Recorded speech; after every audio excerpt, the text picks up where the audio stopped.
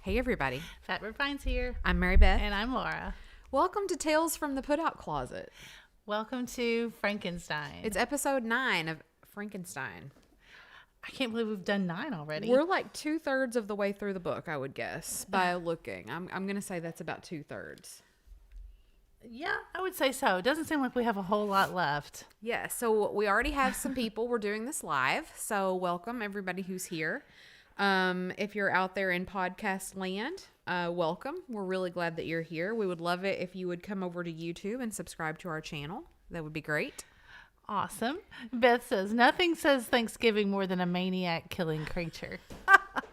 Exactly. In hindsight, we probably should have started this a little farther out from Halloween. We were shooting for Halloween. Yeah, it hasn't really, it's fine. It's an all season kind of story. And Ricochet, good. We're glad you're here. Finally caught up so I can listen live. It's okay, Greg. We're glad you're here. You can catch up later.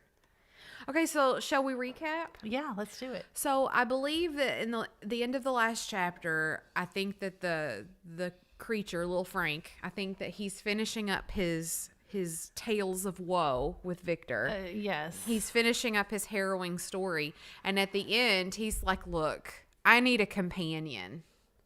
Yes. Nobody gets me. I've done my best. I've tried really hard. I befriended these people out in the woods and gave them my best shot, and they still didn't want anything to do with me. So you're going to have to work your magic again and find me a companion, because this is the worst.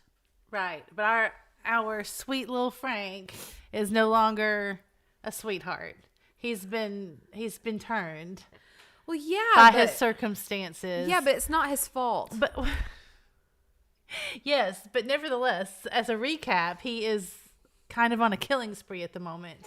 He's mad at the world. Well, I don't blame him. I don't blame him at all. Oh my goodness. Yeah. Welcome in, Angela and Susie.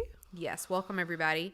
So I think we're going to go ahead and jump in, shall we? Susie fell asleep. I hope I didn't miss much. Well, yeah, did you get the fact that he is the one that's killed Victor's little brother? That's the most important part. Yeah, we know that. And he planted the evidence on Justine when he found her in the barn. Because he's just mad at the entire world. Yeah. He's not only a murderer, but he's also framed someone. Hi, Sheila. Yeah, did we get the fact? Let's just as a little bit of a recap. Did we get the fact of whether he knew it was Victor's family that he killed, or was it just a coincidence? No, I think he knew. Okay. Yeah. Okay. And somewhere or another, I think that he had some identifying something on his person, and he knew. Yes. Okay. So, because I think he took the boy, and he's like, "Look, no, don't. I'm okay. I'm a cool person." And the kid's like, "You're the worst person I've ever seen." And he's like, "Whack." Oh yeah, and I think, yeah, it was really traumatic for me. So. I have a little trouble with the details, but yeah, I think the little boy said he was the brother of Victor Frankenstein. What chapter does that say? I can't handle it. We are on chapter 17. So X is 10. Yep, 10, and then 7. 5, 6, 7. Yeah, okay. Chapter 17. Poppy. Nikki's looking at me like, Poppy, bless your heart, you can't read that. Nettie says the kid said his last name. Yes, he told him. I think you're right, Donna. Maybe he had Victor's journal. And he did have that as well. Yeah. So you're right. He knew what he was doing. Yes. So, Poppy, when do we go in the closet? I know. Well, on another episode, we will talk about how our name came about. So yeah, we'll get to that. Okay, here we go. The being finished speaking and fixed his looks upon me in the expectation of a reply. This is Victor talking. Yeah, Victor's talking now. So little Frank has finished his whole spiel. Yeah, his chapters long. And he's made speech. his demands. Yeah. For a companion. Now Victor's speaking. Okay. I'll start over. Okay. The being finished speaking and fixed his looks upon me with the expectation of a reply. But I was bewildered, perplexed, and unable to arrange my ideas sufficiently to understand the full extent of his proposition. He continued. So now Lil Frank's speaking again. You must create a female for me with whom I can live, the interchange of those sympathies necessary for my being. This you alone can do, and I demand it of you as a right which you must not refuse to concede. The latter part of his tale had kindled anew in me the anger that had died away while it narrated its peaceful life among the cottagers, and as he said this, I could no longer suppress the rage that burned within me. I refuse it, I replied, and no torture shall ever extort a consent from me. You may render me the most miserable of men, but you shall never make me base in my own eyes. Shall I create another like yourself whose joint wickedness might desolate the world? Be gone. I have answered you. You may torture me, but I will never consent. Victor's like, no dice, man. No dice. He knows what he's done, and he says he's not going to contribute that to the world any further. We'll see. You are in the wrong, replied the fiend. And instead of threatening, I am content to reason with you. I am malicious because I am miserable. Am I not shunned and hated by all mankind? You, my creator, would tear me into pieces and triumph. Remember that, and tell me why I should pity man more than he pities me. You would not call it murder if you could precipitate me into one of those ice rifts and destroy my frame, the work of your own hands. Shall I respect man when he contemns me? Let him live with me in the interchange of kindness, and instead of injury, I would bestow every benefit upon him with the tears of gratitude of his acceptance. But that cannot be. The human senses are insurmountable barriers to our union. Yet mine shall be the submission of abject slavery. I will revenge my injuries. If I cannot inspire love, I will cause fear. And chiefly towards you, my arch enemy, because my creator, do I swear inextinguishable hatred. Oh, man. Have a care. I will work at your destruction, nor finish until I desolate your heart, so that you shall curse the hour of your birth. Oh, desolate your heart. That is rough. So now Lil Frank is well-spoken enough to... so that you will curse the hour of your birth. Yes. Dang. I've heard somebody say before, I curse the day you were born in a movie. But that's much better. Someone in the chat says, you tell him, Lil Frank. That's right. A fiendish rage animated him as he said this. His face was wrinkled into contortions too horrible for human eyes to behold. So Victor, it's really kind of confusing. It's switching back and forth from Victor to Frank. Yeah. But presently he calmed himself and proceeded. Little Frank is speaking again. I intended to reason. This passion is detrimental to me, for you do not reflect that you are the cause of its excess. If any being felt emotions of benevolence toward me, I should return them an hundredfold, for that the creature's sake I would make peace with the whole kind. But I now indulge in dreams of bliss that cannot be realized. What I ask of you is reasonable and moderate. I demand a creature of another sex, but as hideous as myself. The gratification is small, but it is all that I can receive, and it shall content me. It is true we shall be monsters cut off from the world, but on that account we shall be more attached to one another. Our lives will not be happy, but they will be harmless and free from the misery I feel now. Oh, my Creator, make me happy. Let me feel gratitude toward you for one benefit. Let me see that I excite the sympathy of some existing thing. Do not deny me my request. Yeah. It's the real deal. It is some real emotion right there. Here's Victor again. I was moved. I shuddered when I thought of the possible consequences of my consent, but I felt that there was some justice in his argument.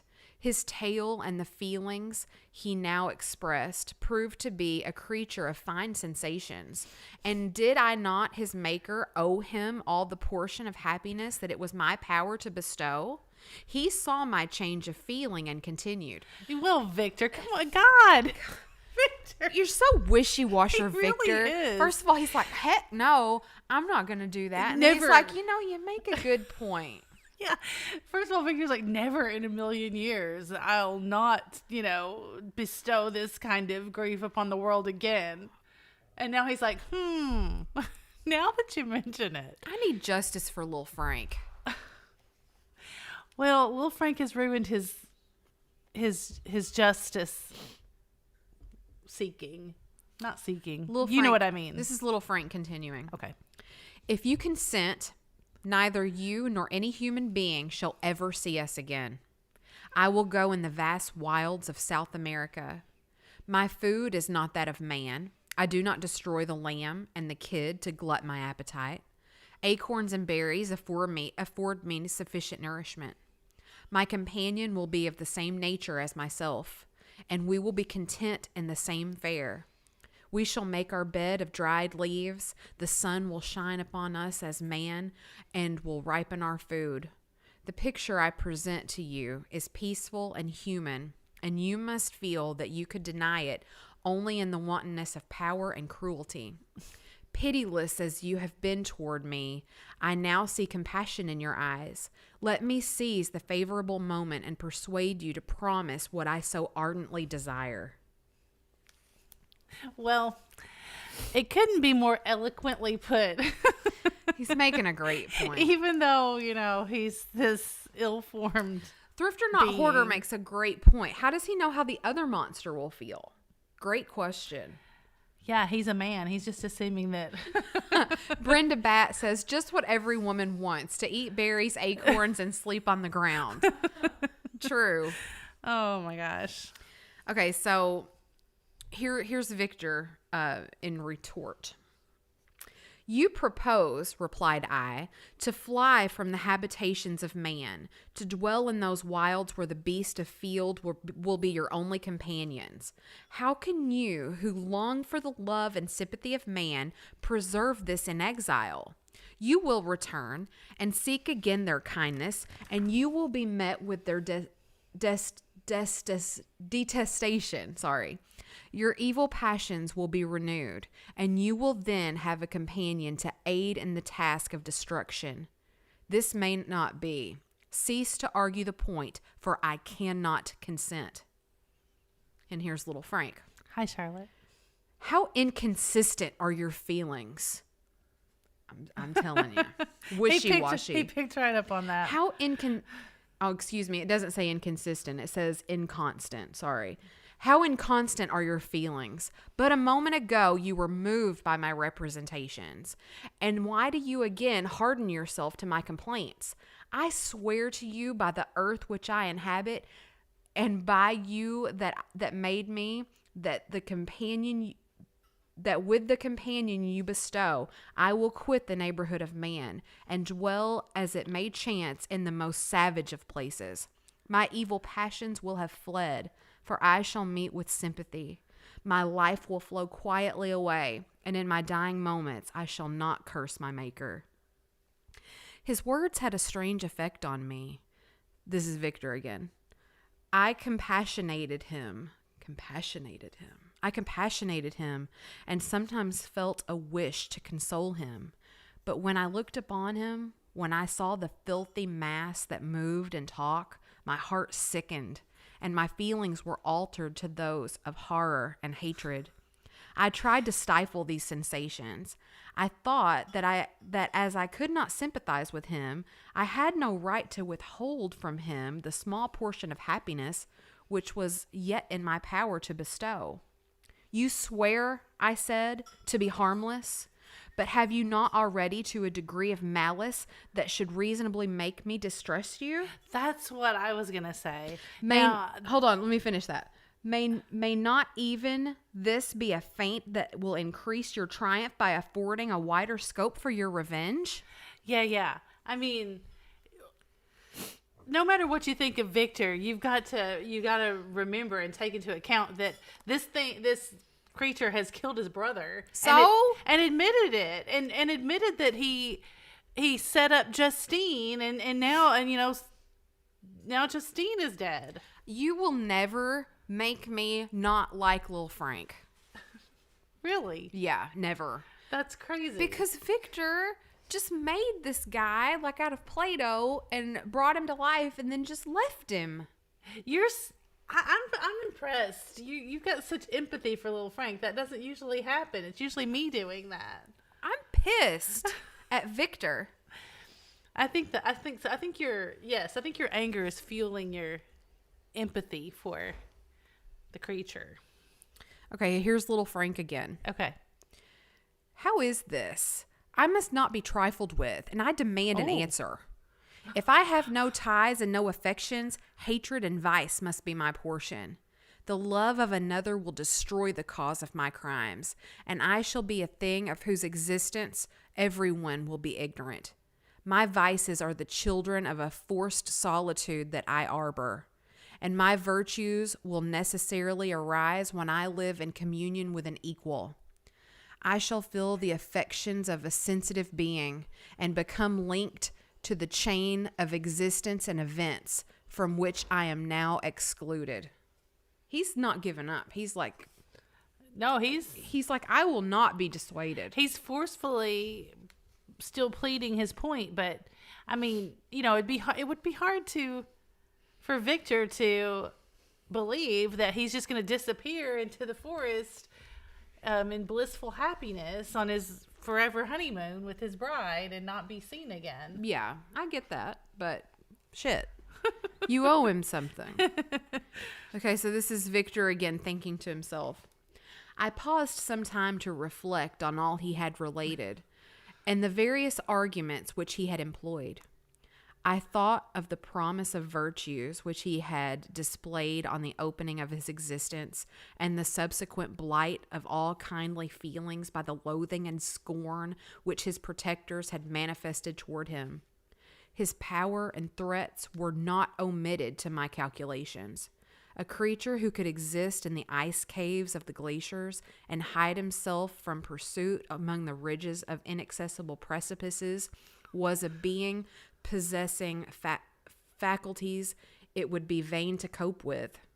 After a long pause of reflection, I concluded that the justice due both to him and my fellow creatures demanded me that I should comply with his request.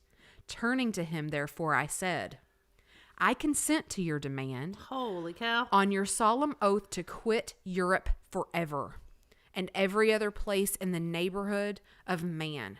As soon as I shall deliver into your hands a female who will accompany you into exile. So he's like, I consent, but you have to give me a solemn oath that you're done here. I mean, does Victor not have any ounce of courage in his whole entire being? Has that not been apparent in the 166 pages we've already read? I mean, really what should happen is the creature should kill Victor on the spot when he denies him. But Victor's his only hope to have any sort of happiness at all. True.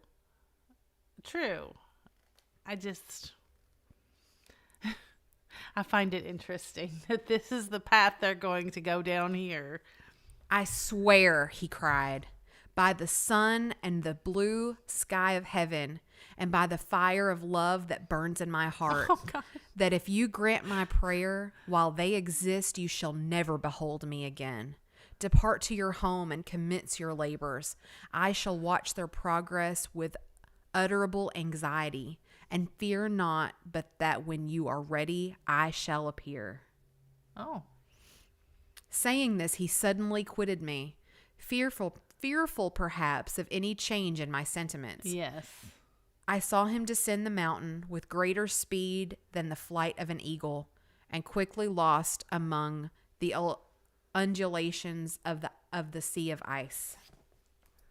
So really, I think Victor is gonna do it just so that the creature doesn't come back and get him or his family. Yeah. Right? His tale had occupied the whole day, and the sun was upon the verge. Yeah, I bet. And the sun was upon the verge of the horizon when he departed. I knew that I ought to hasten my descent toward the valley, as I should soon be encompassed in darkness, but my heart was heavy, and my steps slow.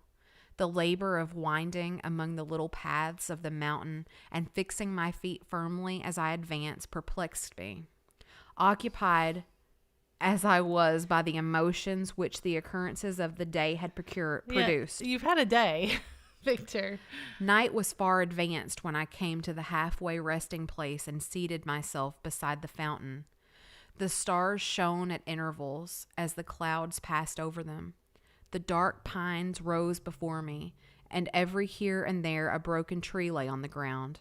It was a scene of wonderful solemnity, that's hard to say, and stirred strange thoughts within me.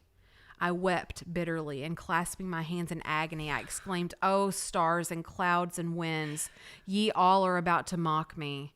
If ye really pity me, crush sensation and memory, let me become as naught. But if not, depart, and leave me in darkness." He doesn't even know what's about to happen to him. But there he goes again, like in his fits of like angst, wringing his hands and talking to the heavens. Yeah. Like that's going to solve any of his problems. These were wild and miserable thoughts, but I cannot describe to you how the eternal twinkling of the stars weighed upon me, and how I listened to every blast of wind as if it were a dull, ugly siroc. Siroc? S-I-R-O-C? I don't know that word. I don't either. As if it were a dull, ugly siroc in its way to consume me. Morning dawned before I arrived at the village of Chamonix, I think we're calling that. I think we are. I took no rest, but I returned immediately to Geneva. Even in my own heart, I could give no expression to my sensations. They weighed on me with a mountain's weight, and their excess destroyed my agony beneath them. Thus I returned home, and entering the house, presented myself to the family. My haggard and wild appearance awoke intense alarm, but I answered no questions. Scarcely did I speak. I felt as if the place were under a ban, as if I had no right to claim their sympathies, as if never more might I enjoy companionship with them. Yet even thus I loved them to adoration. To save them, I resolved to dedicate myself to the most abhorred task. The prospect of such an occupation made every other circumstance of existence pass before me like a dream, and that thought only had to me the reality of life. Wow. So dramatic. It's so dramatic. Yeah. I'll let you read next. Okay. That was the end of that chapter. Let's catch up with the chat here. Yeah. I don't have my glasses on. Well, yeah, they're all just basically saying that Victor is a moron. Victor has no scruples. What is the scruples? What does that mean? I don't know what that means. Oh, like moral. Oh. Moral. Like compass. a moral compass? Yeah. Yeah. You never heard of the game Scruples? Mm-mm. I remember getting into some big family arguments over the game Scruples because you would read a situation and you would predict how somebody in the group would respond. Oh, that sounds cool. Yeah, like in this. Flippin and Sippin game. Yeah, we should find an old. If anybody has an old game of Scruples, it was way back, maybe in the early 80s. But you would say like if we took this podcast or this reading for an example, maybe the question was, in Mary Shelley's Frankenstein, do you believe that, the creature was an evil monster or No. whatever, or would you have made the bride of Frankenstein for the monster, something like that? Probably not, because I would have owned up and taken responsibility for him in the first place, and I would have taken care of him. And then I would say something like, yes, you would. What if your family was being threatened, and you probably would do it. It's that kind of game. So you can see where you could have an argument, like, because I would, maybe I guess that you would have done it to get my points. Yeah. Anyway, that's a fun game. All right, onward. Onward. Here we go. Frankenstein, chapter 18. He's back at Geneva now, remember, everybody. So this is Victor. Yeah, he's back at home again.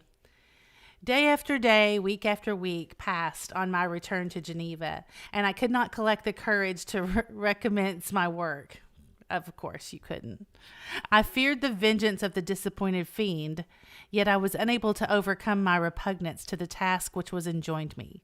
I found that I could not compose a female without again devoting several months to profound study and laborious disquisition. I had heard of some discoveries having been made by an English philosopher, the knowledge of which was material to my success, and I sometimes thought of obtaining my father's consent to visit England for this purpose. But I clung to every pretense of delay and shrank from taking the first step in an undertaking whose immediate necessity began to appear less absolute to me. So there he goes. He's wavering again. Yeah. A change indeed had taken place in me. My health, which had hitherto declined, was now much restored, and my spirits, when unchecked by the memory of my unhappy promise, rose proportionably. My father saw this change with pleasure, and he turned his thoughts towards the best method of eradicating the remains of my melancholy, which every now and then would return by fits, and with a devouring blackness overcast the approaching sunshine. Oh, Victor, my gosh. At these moments, I took refuge in the most perfect solitude.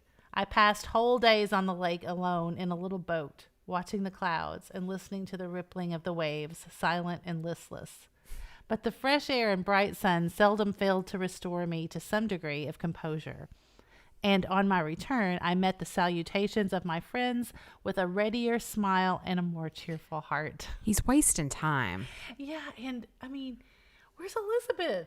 Yeah, really. It was after my return from one of these rambles that my father, calling me aside, thus addressed me. I'm happy to remark, my dear son, that you have resumed your former pleasures and seem to be returning to yourself. And yet you are still unhappy and still avoid our society. For some time I was lost in conjecture as to the cause of this, but yesterday an idea struck me, and if it is well founded, I conjure you to avow it. Reserve on such a point would be not only useless, but draw down treble misery on us all. I trembled violently at his exordium, and my father continued. So, I mean, Victor is just really something, isn't he? Yeah. I confess, my son, that I have always looked forward to your marriage with our dear Elizabeth as the tie of our domestic comfort and the stay of my declining years.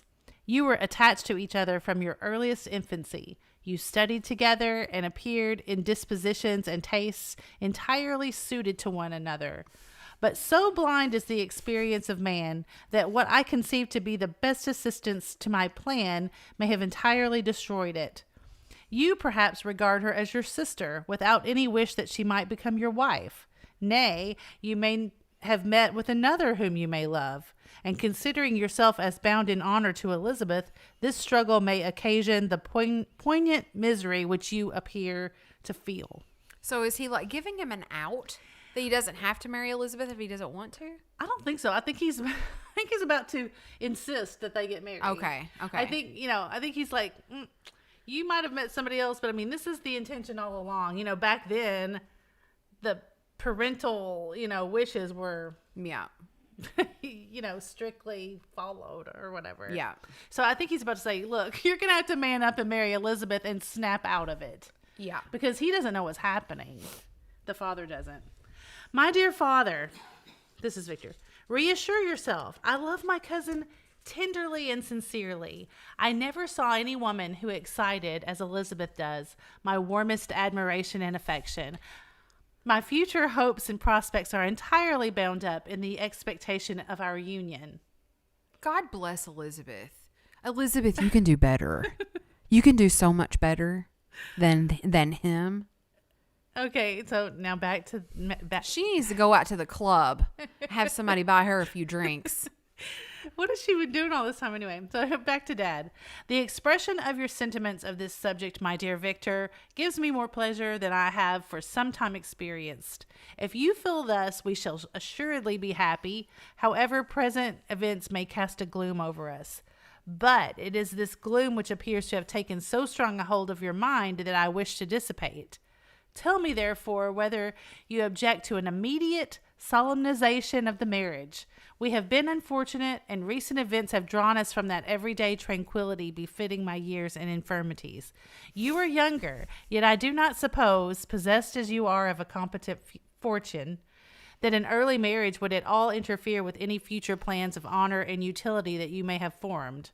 Do not suppose, however, that I wish to dictate happiness to you, or that a delay on your part would cause me any serious uneasiness. Interpret my words with candor and answer me, I conjure you, with confidence and sincerity.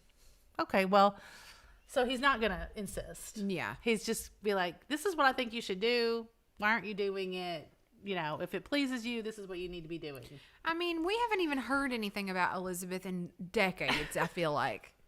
It's been years. Yeah. She's off in some closet somewhere doing God knows what. Okay. I listened to my father in silence and remained for some time incapable of offering any reply. Victor, God. I revolved rapidly in my mind a multitude of thoughts and endeavored to arrive at some conclusion. Alas, to me the idea of an immediate union with my Elizabeth was one of horror and dismay. I was bound by a solemn promise which I had not yet fulfilled and dared not break. Or if I did, what manifold miseries might not impend over me and my devoted family? Could I enter into a festival with this deadly weight yet hanging around my neck and bowing me to the ground? I must perform my engagement and let the monster depart with his mate before I allowed myself to enjoy the delight of a union from which I expected peace. I remembered also the necessity imposed upon me of either journeying to England or entering into a long correspondence with those philosophers of that country whose knowledge and discoveries were of indispensable use to me in my present undertaking. He's got to brush up on how to do this. Mm-hmm. The latter method of obtaining the desired intelligence was dilatory and unsatisfactory. Besides, I had an insurmountable aversion to the idea of engaging myself in my loathsome task in my father's house, which inhabits a familiar intercourse with those I loved. He doesn't want to do it he doesn't want to shit in his nest. Right. I knew that 1,000 fearful accidents might occur, the slightest of which would disclose a tale to thrill all connected with me with horror. I was aware also that I should often lose all self-command, all capacity of hiding the harrowing sensations that would possess me during the progress of my unearthly occupation. Well, yeah, I mean, he's going to be cutting up bodies, sewing them together, making electrical storms. I mean, all hell's going to break loose. At least he knows better than to do that in his own house, right? True. I hope so. I must absent myself from all I loved while thus employed. Again. Once commenced, it would quickly be achieved, and I might be restored to my family in peace and happiness. My promise fulfilled, the monster would depart forever. Or, so my fond fancy imagined, some accident might meanwhile occur to destroy him and put an end to my slavery forever. These feelings dictated my answer to my father. I expressed a wish to visit England, but concealing the true reasons of this request, I clothed my desires under a guise which excited no suspicion, while I urged my desire with an earnestness that easily induced my father to comply. I guess he has to get the money from his dad to do these things. After so long a period of an absorbing absorbing melancholy that resembled madness in its intensity and effects, he was glad to find that I was capable of taking pleasure in the idea of such a journey, and he hoped that change of scene and varied amusement would, before my return, have restored me entirely to myself. The duration of my absence was left to my own choice, a few months or at most a year. God, Jeez. here he goes again. Things he's take just a long time. So he's just telling his dad, he's like, I need a minute. Yeah. Is that what he's doing? Yeah. He's like, I got to sow a few wild oats, do a round, have a little fun. That's what he's saying. He's going to have to restore himself before he gives himself to Elizabeth, is what he's telling his dad. Elizabeth, if you're listening. Oh, Jamie made it and joined us. Yeah. Okay. Oh, that's good. Okay.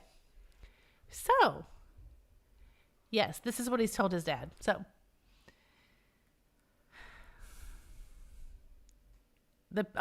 one paternal kind precaution he had taken to ensure my having a companion. This is dad. His dad's like, take somebody with you. Without previously communicating with me, he had, in concert with Elizabeth, arranged that Clerval should join me in Strasbourg. This interfered with the solitude I coveted for the protection of my task. Yet, at the commencement of my journey, the presence of my friend could in no way be an impediment, and truly I rejoiced that thus I should be saved many hours of lonely, maddening reflection.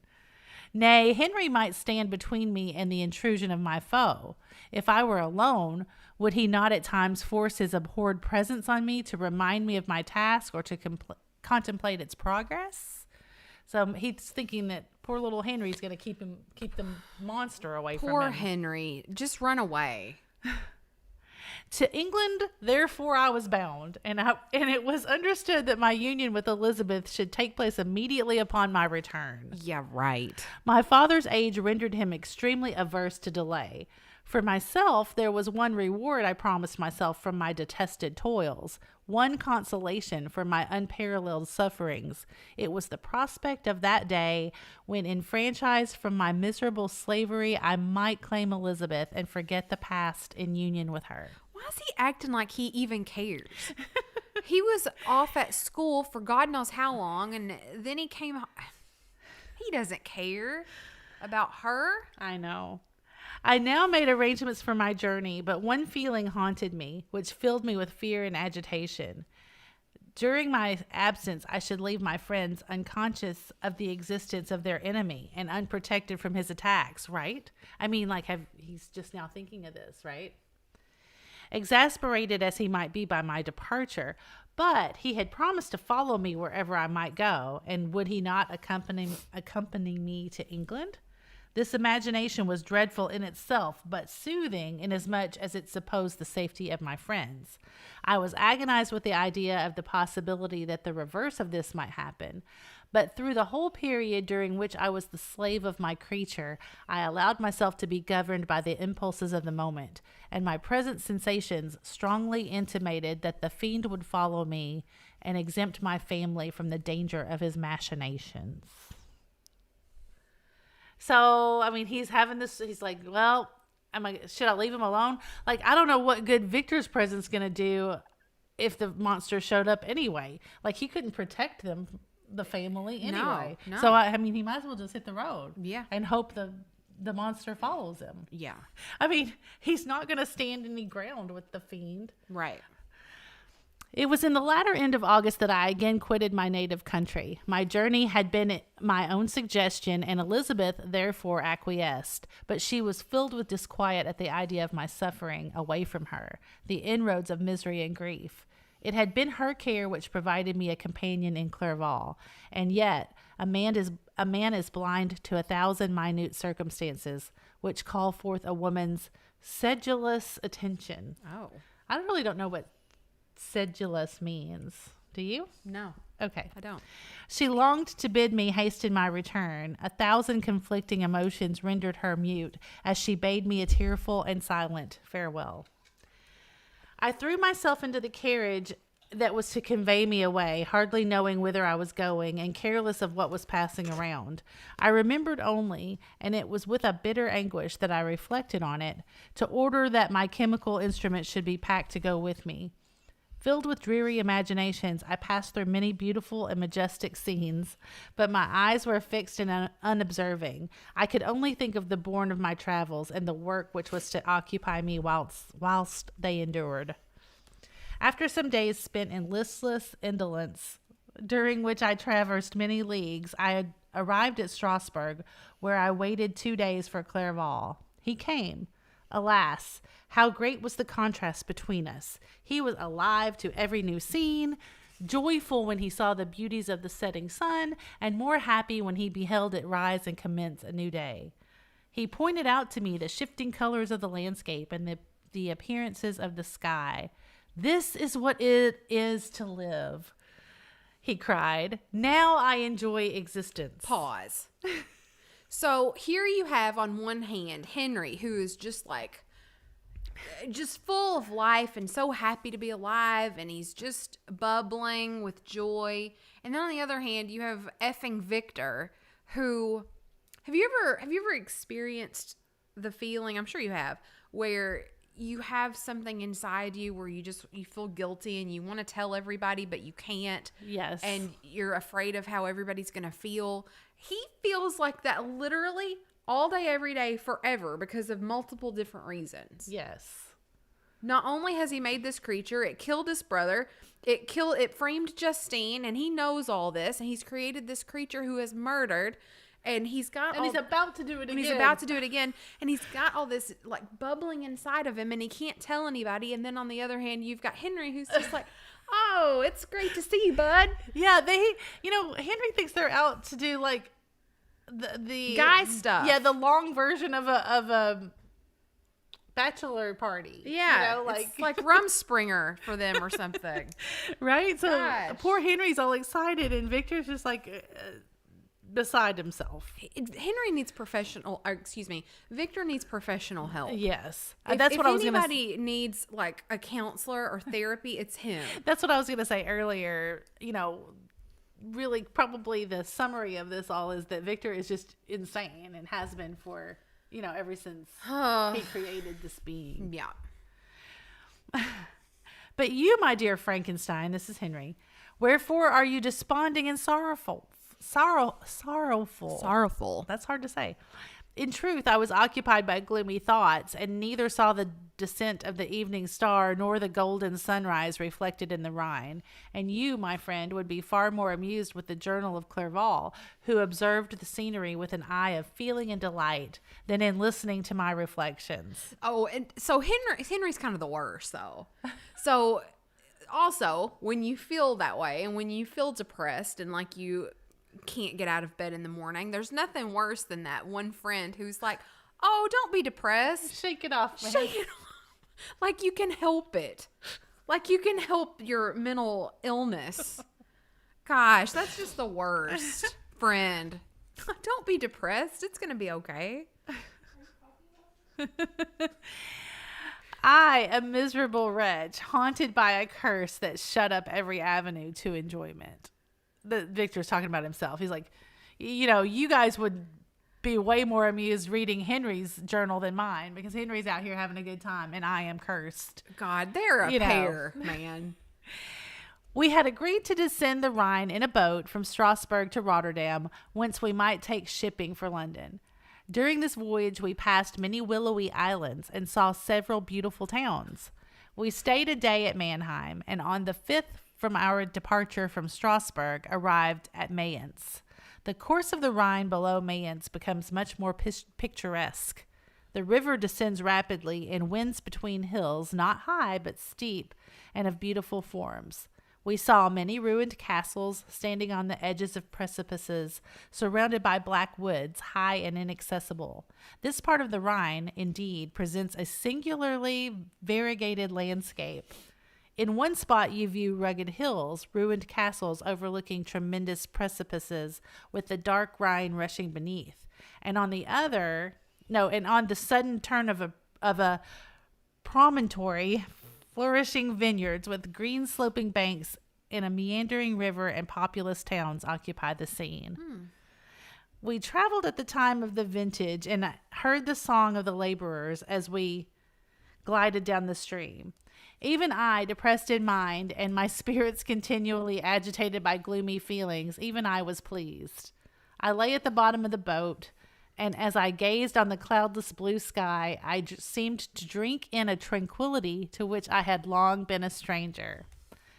And if these were my sensations, who can describe those of Henry? He felt as if he had been transported to fairyland and enjoyed a happiness seldom tasted by man. So he's like, man, if I'm feeling a little good, what must Henry feel like all the time? Yeah. That's like how you feel when you get on an antidepressant. I have seen, he said, he's talking about Henry. I have seen, he said, the most beautiful scenes of my own country. I have visited the lakes of Lucerne and Uri, where the snowy mountains descend almost perpendicularly to the water, casting black and impenetrable shades, which would cause a gloomy and mournful appearance, were it not for the most verdant islands that relieve the eye by their gay appearance. And I have seen this lake agitated by a tempest, when the wind tore up whirlwinds of water and gave you an idea of what the waterspout must be on the great ocean, and the waves dashed with fury the base of the mountain, where the priest and his mistress were overwhelmed by an avalanche, and where their dying voices are still said to be heard amid the pauses of the nightly wind. Yikes. I have seen the mountains of La Valais and the Pays de Vaud, but this country, Victor, pleases me more than all those wonders. The mountains of Switzerland are more majestic and strange, but there is a charm in the banks of this divine river that I never before saw equaled. He's got stuff to do. What's he doing? I know, right? That's what I'm giggling at. I'm like, God, what are they doing? Look at that castle which overhangs yon precipice, and that also on the island, almost concealed amongst the foliage of those lovely trees. And now that group of laborers coming from among their vines, and that village half hid in the recess of the mountain. Where are you? Right here. Oh, surely the spirit that inhabits and guards this place has a soul more in harmony with man than those who pile the glacier or retire to the inaccessible peaks of the mountains of our own country. Okay, so this was written in, what was it, 18 something? Whatever. 17. Oh, really? Well, written, I'm not sure. Okay. Written in the 1800s, probably. Anyway, so this was written in the 1800s, and the sentence is, look at that castle which overhangs yon precipice. And now we say, look at that thing over yonder. That's how we've... I know, but, Henry's just... like, look at this, and look at this. But that's how our... And, oh, look at that. That's how our language has, like, de-evolved. Yes. Much less the fact that you would barely be looking up from your phone. You would be Googling precipice or Googling the castle or something. Like, you're going to miss the whole thing. Yeah. Oh, that's really funny. But, yeah, I mean, actually, what are they doing? He doesn't have time for this. Clerval, beloved friend, even now it delights me to record your words and to dwell on the praise of which you are so eminently deserving. 1818. Thanks, Donna. Thank you. It's all set in the 1700s, but it's written 1818. He was a being formed in the very poetry of nature. His wild and enthusiastic imagination was chastened by the sensibility of his heart. His soul overflowed with ardent affections, and his friendship was of that devoted and wondrous nature that the worldly minded teach us to look for only in the imagination. I think he doesn't give a shit about Elizabeth.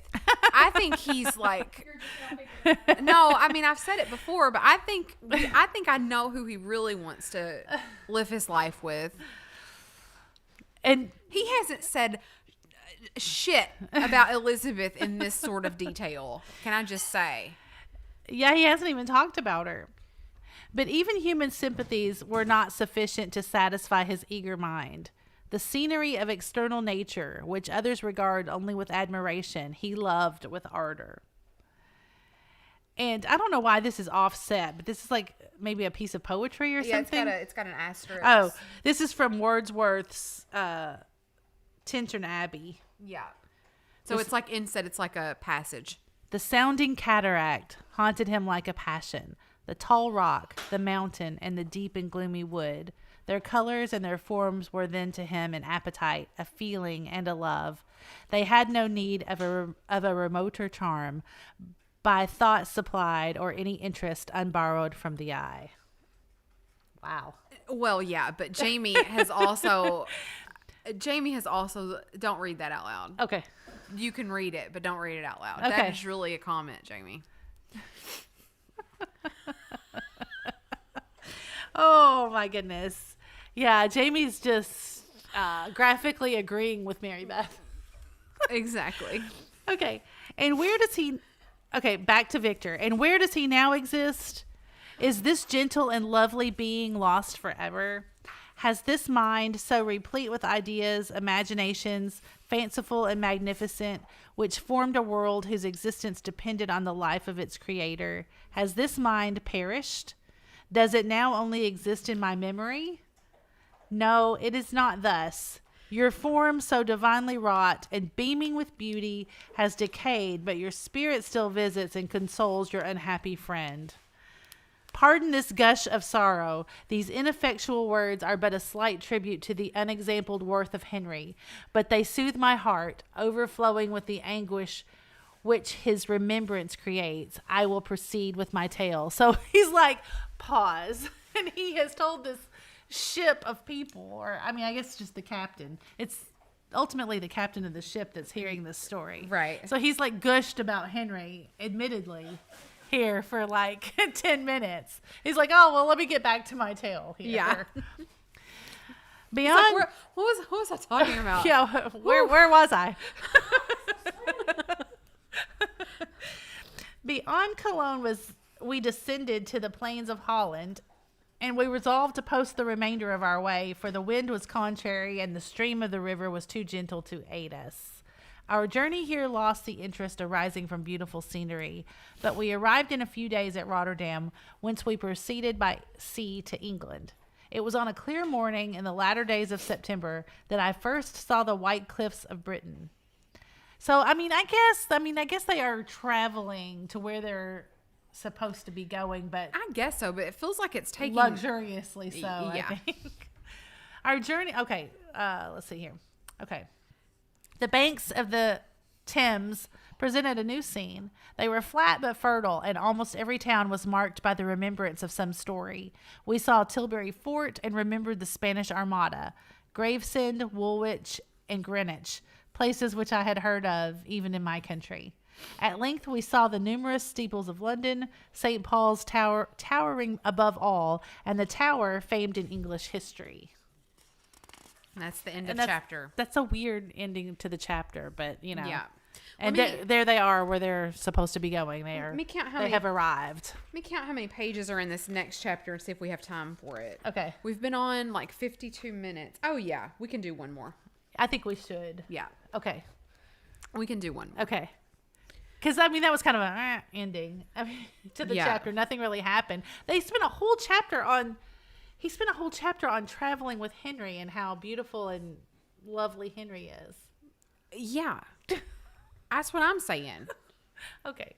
I can't believe he didn't say benevolence or countenance in that whole chapter talking about Henry. That's a first. Yeah. Isn't it? Yeah. I'm thirsty. I'm going to take a drink anyway. Yeah, you should. Okay. Here we go. What is that? Chapter 19? Chapter 19. London was our present point of rest. We determined to remain several months in this wonderful and celebrated city. Clerval desired the intercourse of the men. What?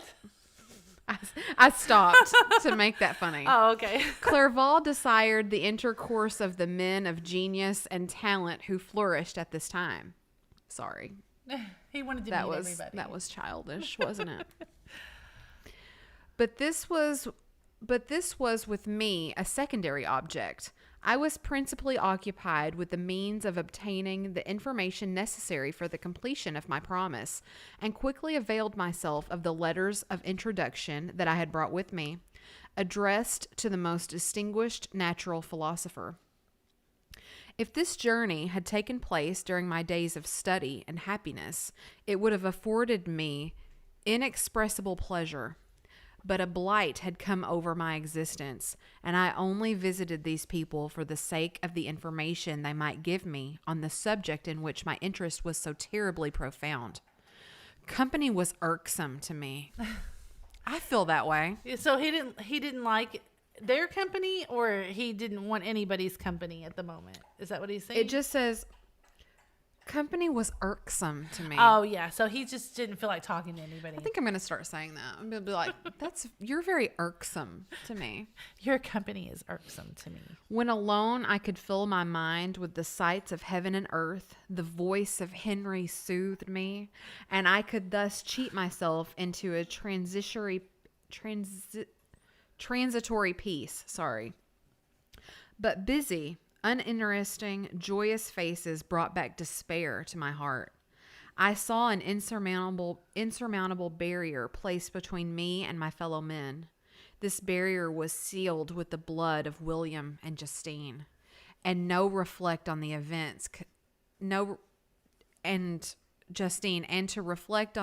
events connected with those names filled my soul with anguish. Oh, Justine. Are you going to let Dixie outside? Thank you. Justine. A name from Les Mis. Is that why that sounds so familiar in this context? I don't think so. No? Maybe. I don't know. But in Clerval, I saw the image of my former self. He was inquisitive and anxious to gain experience and instruction. The difference of manners which he observed was to him an inexhaustible source of instruction and amusement.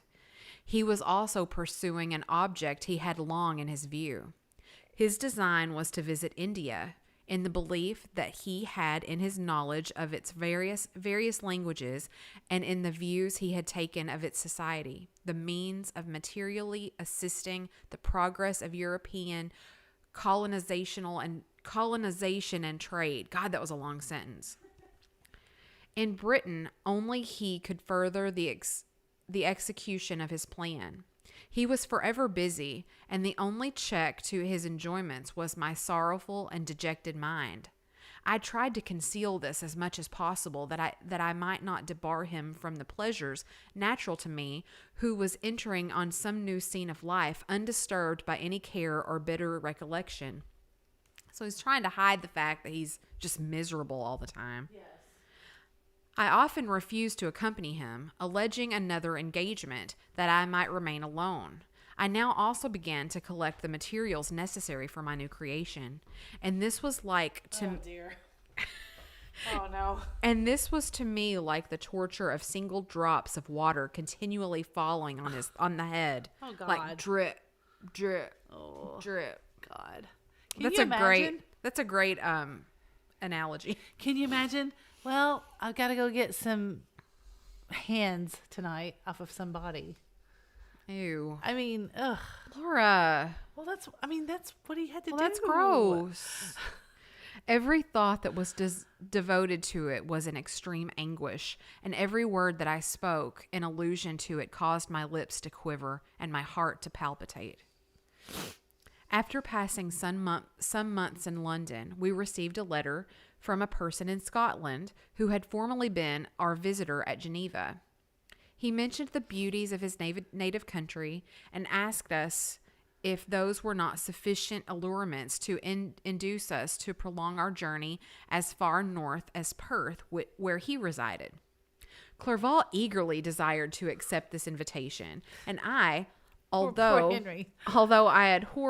I abhorred society, wished to view again the mountains and streams and all the wondrous works with which nature adorns her chosen dwelling places. My God, would you just get on with it, Victor? So he's doing this job, and he's like, do you want to come over? And Clerval's like, hell yes. And Victor's like, well, no, but I really, really do. But no, I guess not. When we arrived in But England, he went. I don't know if he did or not. Oh. We had arrived in England at the beginning of October, and it was now February. We accordingly determined to commence our journey toward the north at the expiration of another month. In this expedition, we did not intend to follow the great road to Edinburgh, but to visit Windsor, Oxford, Matlock, and the Cumberland Lakes, resolving to arrive at the completion of this tour about the end of July. I packed up my chemical instruments and the materials I had collected, resolving to finish my labors in some obscure nook in the northern highlands of Scotland. So he's like collected his feet and his fingers. I Gross. yeah, I can't even get You've got get on stuff board to get on board with what's happening here. He's because gotten to the place where he's going to do his work. Where's he even putting that stuff? In a suitcase? In his like little carry-on backpack? I don't know what he's doing. Somebody said, what's little Frank done in the meantime? I mean, I'm suspecting that he's spying on him, but I'm not sure. It doesn't. I mean, if I were little Frank, I would like be following him around in the shadows to see what he's doing, to make sure that he's doing what he agreed to do. Yeah. Jamie says, can't turn down a good trip to the boat, even if you have a monster to build. I think little Frank knows how flaky that Victor is, and he's like, he's probably following him around. I would say so. We quitted London on the 27th of March and remained a few days at Windsor, rambling in its beautiful forest. This was a new scene to us mountaineers. The majestic oaks, the quantity of game, and the herds of stately deer were all novelties to us. From thence we proceeded to Oxford. As we entered this city, our minds were filled with the remembrance of the events that had been transacted there more than a century and a half before. It was here that Charles I had collected his forces. This city had remained faithful to him, after the whole nation had forsaken his cause, to join the standard of Parliament and liberty. The memory of that unfortunate king and his companions, the amiable Falkland, the insolent Goring, his queen and son, gave a peculiar interest to every part of the city which they might be supposed to have inhabited. The spirit of elder days found a dwelling here, and we delighted to trace its footsteps. If these feelings had not found an imaginary gratification, the appearance of the city had yet in itself sufficient beauty to obtain our admiration. The colleges are ancient and picturesque. The streets are almost magnificent, and the lovely Isis, which flows beside through the meadows of exquisite verdure, is spread forth into a placid expanse of waters, which reflects its majestic assemblage of towers and spires and domes, embosomed among aged trees. That is quite a picture painted. Quite. So that's that totally romantic language and romantic style of writing that they talk about. So even though you don't think about the story of Frankenstein or Frankenstein's monster being romantic, I mean, you can't get any more romantic than that. All the nature language, language and the sentences and the sentence structure, and it's just it's hard to read, honestly. I mean, sometimes it is, but I mean, in general, I think it's easier to read than I thought it would be. Yeah, I will give you that. I enjoyed this scene, and yet my enjoyment was embittered both by the memory of the past and the anticipation of the future. So he can't even enjoy anything. So on one hand, when he's doing like this gruesome work, he's thinking about the mountains. And then when he's in the mountains, he's thinking about the work he should be doing. So he's just effing tortured all the time. Yeah. All the time. Kieran says, did he mention where he gets his parts? I don't think that's been mentioned. No, they kind of, it's romantic. They kind of skim over all the grotesque parts. I was formed for peaceful happiness. During my youthful days, discontent never visited my mind. And if I was ever overcome by ennui. Yes, what does that mean? It's French for like depression or like Sadness. depression or melancholy. How did you know that that was the word? Because I could tell how you were stumbling over it, and I could tell it made sense in the sentence. If I was ever overcome by ennui, the sight of what is beautiful in nature or the study of what is excellent and sublime in the productions of man, I could always interest my heart and communicate elasticity to my spirits. But I am a blasted tree. The bolt has entered my soul, and I felt that I should survive to exhibit what I shall soon cease to be, a miserable spectacle of wrecked humanity, pitiable to others and intolerable to myself. Oh, Victor. God, he's very dramatic, though. I mean, that's what I keep saying about him. Like, for all the good that it does him, like he's really can throw a big fit. Like, he can wring his hands and talk all this beautiful language about how wretched he is or feels about things, but he doesn't ever do anything. We passed a considerable period at Oxford, rambling among its environs and endeavoring to identify every spot which might relate to the most animating epoch of English history. Our little voyages of discovery were often prolonged by the successive objects that presented themselves. So it's taking longer probably than he wants. We visited the tomb of the illustrious Hampden and the field on which that patriot fell. For a moment, my soul was elevated from its debasing and miserable fears to contemplate the divine ideas of liberty and self-sacrifice, for which these sights were the monuments and the remembrance. For an instant, I dared to shake off my chains and look around me with a free and lofty spirit, but the iron had eaten into my flesh and I sank again, trembling and hopeless into my miserable self. So he did try to shake it off, literally. He tried his best, but it's not working. No, he's wretched. We left Oxford with regret and proceeded to Matlock, which was our next place of rest. The country in the neighborhood of this village resembled to a greater degree the scenery of Switzerland, but everything on a lower scale, and the green hills want the crown of distant white Alps, which always attend on the piney mountains of my native country. Okay, in general, I'm Team Mary Shelley, but she is killing me with this particular journey. I mean, I don't understand how it's at all relevant to what's going to happen or what's happening. Like this little side journey. Yeah. I can understand getting to where to England where they were going, but my gosh. Yeah. We visited the wondrous cave and the little cabinets of natural history, where the curiosities are disposed in the same manner as in the collections at Servox and Chamonix. The latter name made me tremble when pronounced by Henry, and I hastened to quit Matlock, with which that terrible scene was thus associated. From Derby, he's remembering his encounter with the monster. Oh, yeah. From Derby, still journeying northward, we passed 2 months in Cumberland and Westmoreland. Good grief! He's spending too much time. This is gonna come back. Yeah. And bite him in the ass. Yeah. Because he's wasting time.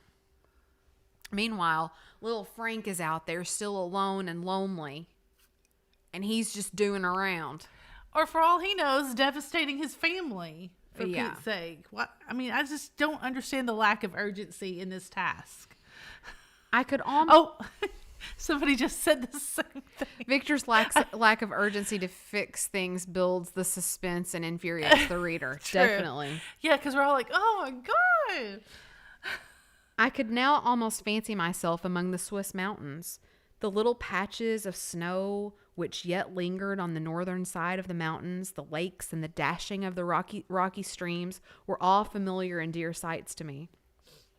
Here also we made some acquaintances who almost contrived to cheat me into happiness. The delight of Clerval was proportionably bigger than mine, and his mind expanded in the company of men and talent. And he found in his own nature greater capacities and resources than he could have ever imagined himself to have possessed while he associated with his inferiors. I could pass my life here, he said to me, and among these mountains I should scarcely regret Switzerland and the Rhine. But he found that a traveler's life is one that includes much pain amidst its enjoyments. His feelings are forever on the stretch, and when he begins to sink in repose, he finds himself obliged to quit on that which he rests in pleasure for something new, which again engages his attention, and which he also forsakes for other novelties. So he's like constantly on the look for something new to do. So he likes what he's doing, but then he wants more. So he's like, he just has a love for life. Yes.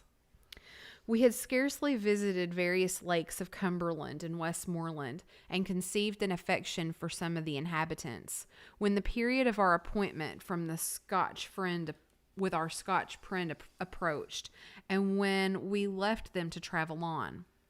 For my own part, I was not sorry. I had now neglected my promise for some time, and I feared the effects of the demon's disappointment. Right? He might remain in Switzerland and wreak his vengeance on my relatives. Right? It takes you this long to figure that. I mean, it's been months. You think? Gosh. This idea pursued me and tormented me at every moment from which I might otherwise have snatched repose and peace.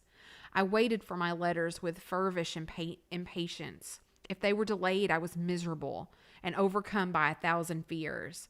And when they arrived, I saw in the superscription of my Elizabeth or my father, I hardly dared to read and ascertain my fate. Sometimes I thought that the fiend followed me and might expedite my remissness by murdering my companion.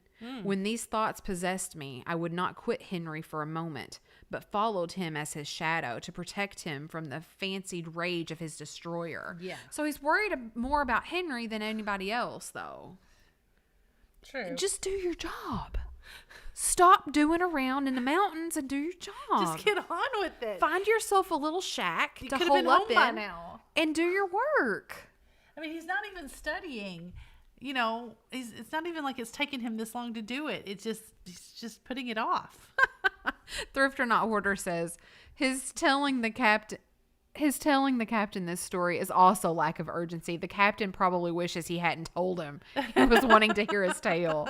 Like the captain's probably like, what have I done? Hold on, I lost my place. It's okay. Do you want me to read part of it? Am I not doing a good job? You always say that. I'm just offering. I felt as if I had committed some great crime, the consciousness of which haunted me. I was guiltless. Were you? I was guiltless, but I had indeed drawn down a horrible curse upon my head, as mortal as that of crime. He's not guiltless. What a racket. What a racket. I visited Edinburgh with languid eyes and mind, and yet that city might have interested the most unfortunate being. Clerval did not like it so well as Oxford, for the antiquity of the latter city was more pleasing to him. But the beauty and regularity of the new town in Edinburgh, its romantic castle and its environs, the most delightful in the world, Arthur's Seat, St. Bernard's Well, and the Pentland Hills compensated him for the change and filled him with cheerfulness and admiration. But I was impatient to arrive at the termination of my journey. I'm going to let you go. Okay. I'm getting parched. Okay. It's this last sentence on that page. Got it. We left Edinburgh in a week, passing through Cupar, St. Andrews, and along the banks of the Tay to Perth, where our friend expected us. But I was in no mood to laugh and talk with strangers or enter into their feelings or plans with the good humor expected from a guest. Then why did you go with them? And accordingly, I told Clerval that I wished to make the tour of Scotland alone. Do you, said I, enjoy yourself and let this be our rendezvous. I may be absent a month or two, but do not interfere with my motions. I entreat you, leave me to peace and solitude for a short time, and when I return, I hope it will be with a lighter heart, more congenial to your own temper. Henry wished to dissuade me, but seeing me bent on this plan, ceased to remonstrate. He entreated me to write often. I had rather be with you, he said, in your solitary rambles than with these Scotch people whom I do not know. Hasten then, my dear friend, to return, that I may again feel myself somewhat at home, which I cannot do in your absence. Having parted from my friend, I determined to visit some remote spot of Scotland and finish my work in solitude. I did not doubt but that the monster followed me, and would discover himself to me when I should have finished, that he might receive his companion. With this resolution, I traversed the northern highlands and fixed on one of the remotest of the Orkneys as the scene of my labors. It was a place fitted for such work, being hardly more than a rock whose high sides were continually beaten upon by the waves. That's quite the picture right there. It's straight out of a horror movie. The soil was barren, scarcely affording pasture for a few miserable cows and oatmeal for its inhabitants, which consisted of 5 persons, whose gaunt and scraggy limbs gave tokens of their miserable fare. Vegetables and bread, when they indulged in such luxuries, and even fresh water was to be procured from the mainland, which was about 5 miles distant. On the whole island there was but 3 miserable huts, and one of these was vacant when I arrived. This I hired. It contained but 2 rooms, and these exhibited all the squalidness of the most miserable penury. The thatch had fallen in, the walls were unplastered, and the door was off its hinges. I ordered it to be repaired, bought some furniture, and took possession, an incident which would doubtless have occasioned some surprise had not all the senses of the cottagers been benumbed by want and squalid poverty. As it was, I lived ungazed at and unmolested, hardly thanked for the pittance of food and clothes which I gave. So much does suffering blunt even the coarsest sensations of men. So he's in this wretched, remote, poor place, and these people are like leaving him alone. They're like not even paying attention to him. They're not even thanking him for what he's given them.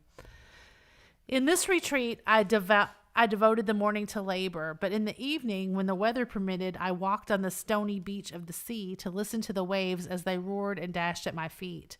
It was a monotonous yet ever-changing scene. I thought of Switzerland. It was far different from this desolate and appalling landscape. Its hills are covered with veins, and its cottages are scattered thickly in the plains. Its fair lakes reflect a blue and gentle sky, and when troubled by the winds, their tumult is but as the play of a lively infant when compared to the roarings of this giant ocean. So, I mean, can't you just imagine it's like dark and gloomy all the time? It's cloudy. The waves are incessantly crashing against the rocks, and there's no grass. Mm-hmm. Just, like a black and white scary movie is what I picture. In this manner, I distributed my occupations when I first arrived, but as I proceeded in my labor, it became every day more horrible and irksome to me. Sometimes I could not prevail on myself to enter my laboratory for several days, and at other times I toiled day and night in order to complete my work. It was indeed a filthy process in which I was engaged. What is he going to do here? During my first experiment, a kind of enthusiastic frenzy had blinded me to the horror of my employment. My mind was intently fixed on the consummation of my labor, and my eyes shut to the horror of my proceedings. But now I went to it in cold blood, and my heart often sickened at the work of my hands. Thus situated, employed in the most detestable occupation, immersed in a solitude where nothing could for an instant call my attention from the actual scene in which I was engaged, my spirits became unequal. I grew restless and nervous. Every moment I feared to meet my persecutor. Sometimes I sat with my eyes fixed on the ground, fearing to raise them, lest they should encounter the object which I so much dreaded to behold. He's paranoid. I feared to wander from the sight of my fellow creatures, lest when alone he should come to claim his companion. In the meantime, I worked on, and my labor was already considerably advanced. I looked towards its completion with a tremulous and eager hope, which I dared not trust myself to question, but which was intermixed with obscure forebodings of evil that made my heart sicken in my bosom. End of chapter. End scene. So he is just like doing his work and looking over his shoulder. He's just like in the most miserable condition you can imagine. Oh, yeah. And I mean, I have no idea how he's like getting his supplies or materials? Like, did he carry all that with him? I mean, I really don't It know. must have not smelled very well. Very good. I mean, yikes. We are about 3/4 of the way done, so that's exciting. Yeah. I Wouldn't was you starting to say? say I would say even maybe a little more than that. So we're doing great. We're hoping that we can finish the book in the next week or two. We're going to try to record like pre-recorded episodes so that we can schedule them a little bit closer together to get this done in the next week or two. Yeah. Everybody's going to about forget about the beginning Yeah. if we don't come on with it. Exactly. I think it's been pretty easy to follow though. Oh yeah. And I really think we've probably just got 2 episodes left. Yeah, exactly. Yeah. Okay, guys. Maybe 3. Those of you who are listening to and watching us on Facebook on YouTube, don't forget to give us a like. And after the video posts, if you come and watch this later, we would love for you to leave a comment. Those of you who are out there listening on your favorite podcast app, thank you so much for following along. Make sure you give us a follow on your podcasting app. And if you would like to, you could come over to YouTube and subscribe to our channel and watch us here. Our regular gig is that we are collectors and resellers of vintage glassware and other collectibles. Yes. Yep. And this kind of originated from our Friday night show that we do where we talk to all of you guys in the chat, and we just kind of brainstormed and came up with reading a vintage book. So it's been really fun. Yeah. Somebody said it's dragging on at this point. It kind of is. Victor, come on. Let's get on with it. Let's get on with it. And, if you come back later and leave us a comment, we would love to know what you want to see us do next after we finish Frankenstein. We do have a publishing request, a permissions request in with the publisher of the book Touch Not the Cat. That request has been in for about 8 weeks now, and we've not heard back from the publisher. So I just saw an email yesterday that said that they had answered some sort of request, but they keep saying that. yeah, I don't think they really have. So I'm gonna have to push on with that and see what's happening. Yeah. Anyway, but so in the we'll see. meantime, when we quit this book, as Mary Shelley would say, when we finish this one, we're gonna do some regular podcast episodes to fill in. Yeah. For one thing, I've got really a big stack of letters that I think would be fun to go through from a military person and his fiance. So that's cool. That might be fun. Okay. All right, everybody. I hope that you have an awesome rest of your weekend. Thank you again so much for joining us for the podcast. And as always, make sure you stay tuned to see what Fatbird finds next. And we'll see you next time. Bye, everybody.